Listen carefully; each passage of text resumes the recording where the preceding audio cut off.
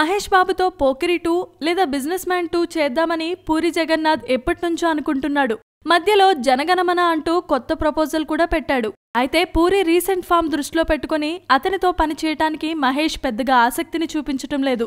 తను కథ చెప్పినప్పటికీ చేస్తా లేదా చేయనని మహేష్ తేల్చటం లేదని పూరి జగన్నాథ్ మీడియా ముందే అసహనాన్ని వ్యక్తం చేశాడు. ప్రస్తుతం బాలకృష్ణతో ఒక కమర్షియల్ చిత్రాన్ని తెరకెక్కిస్తోన్న పూరి జగన్నాథ్ మళ్లీ మహేష్ కోసం మరో కథను సిద్ధం చేస్తున్నాడట.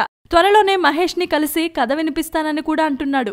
అయితే పూరి ఒక పెద్ద హిట్ ఇస్తే తప్ప మహేష్ అతనితో సినిమా పట్ల ఆసక్తి చూపించడేమో. అసలే బ్రహ్మోత్సవం లాంటి చేదు ఫలితాలతో మహేష్ కి జాగ్రత్త మరింతగా పెరిగింది. ఫాస్ట్ గా సినిమాలు పూర్తి చేయడం కంటే క్వాలిటీ మీదే దృష్టి పెడుతున్నాడు మహేష్. అందుకే మురుగదాస్ చిత్రం ఆలస్యమవుతున్నప్పటికీ మహేష్ ఎలాంటి కంప్లైంట్ లేకుండా తాఫీగా షూటింగ్ చేసుకుంటున్నాడు.